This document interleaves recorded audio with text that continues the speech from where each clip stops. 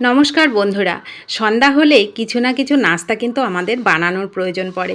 ছোটদের যেমন প্রয়োজন পড়ে, আমাদের বড়দেরও কিন্তু খুবই প্রয়োজন পড়ে সন্ধ্যাবেলা নাস্তার। এমন সময় হয় কি হাতে সময় কম থাকে, অল্প সময়ে আমরা বুঝেই পাই না কিভাবে নাস্তা তৈরি করে দিলে ছোটরাও পছন্দ করবে, আমাদের বড়দেরও পছন্দ হবে। তাছাড়া হয় কি রোজ রোজ একঘেয়েমি নাস্তা খেতে কিন্তু ভালোও লাগে না। আটা ময়দার নাস্তা রোজ রোজ কিন্তু ভালো লাগে না খেতে। তো চলুন সেরকমই একটা নাস্তা আজকে তৈরি করি, যে উপকরণগুলো আমাদের ঘরে সব সময় থাকে আর অল্প সময়ে বানানোও যায়, আর ছোটরাও খুব পছন্দ করে খায়। সেরকমই একটা নাস্তা আজকে তৈরি করব। আশা করি আপনাদেরও অনেক বেশি মজার লাগবে।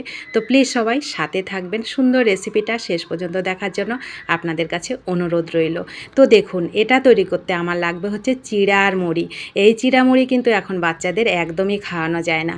তো চলুন তাদেরকে আজকে খাওয়ানোর একটা সুন্দর ব্যবস্থা করি। 5 মিনিট আগে সমপরিমাণ চিড়া মুড়ি নিয়ে আমি ধুয়ে ঝরঝরা করে রেখেছি। দেখুন কত সুন্দর নরম হয়ে গেছে।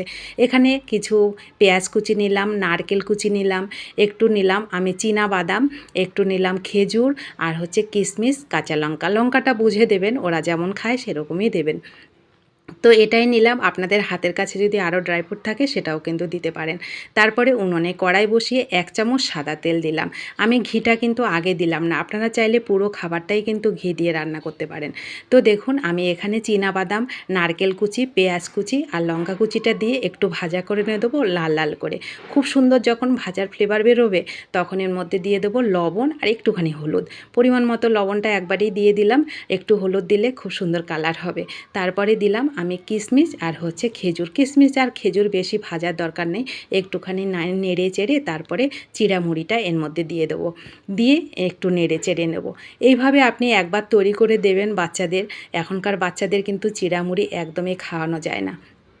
তো এইভাবে একদিন তৈরি করে খাবেন, দেখবেন ওরা আবার বলবে আপনাকে তৈরি করে দিতে। এত মজার খাবার কিন্তু এই খাবারটা। এখানে ধনেপাতা, কারি পাতা থাকলেও সেটাও দিতে পারেন। তারপরে একটু নেড়ে চেড়ে এখানে 2 চামচ চিনি দিয়ে দিলাম। ঝাল মিষ্টির ব্যালেন্সটা হবে, খেতেও ভালো লাগবে, মুখরোচকও লাগবে। তারপরে নেড়ে চেড়ে দেখুন 5 মিনিট একটু নেড়ে নেব। 5 মিনিটও লাগবে না, পুরো রান্নাটাই 5 মিনিট লাগবে। 2 মিনিট একটু নেড়ে চেড়ে আমি একটুখানি নামানোর আগে এখানে 1 চামচ ঘি দিয়ে দিলাম। খুব সুন্দর ফ্লেভার হবে আর খেতেও ভালো লাগবে কিন্তু।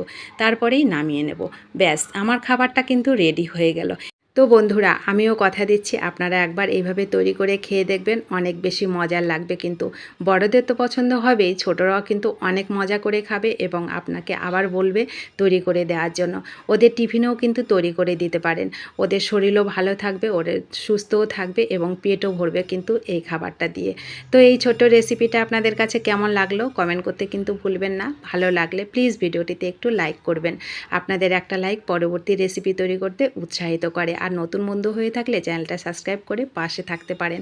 আর যারা পাশে আছেন তাদেরকে আমার অসংখ্য অসংখ্য ধন্যবাদ।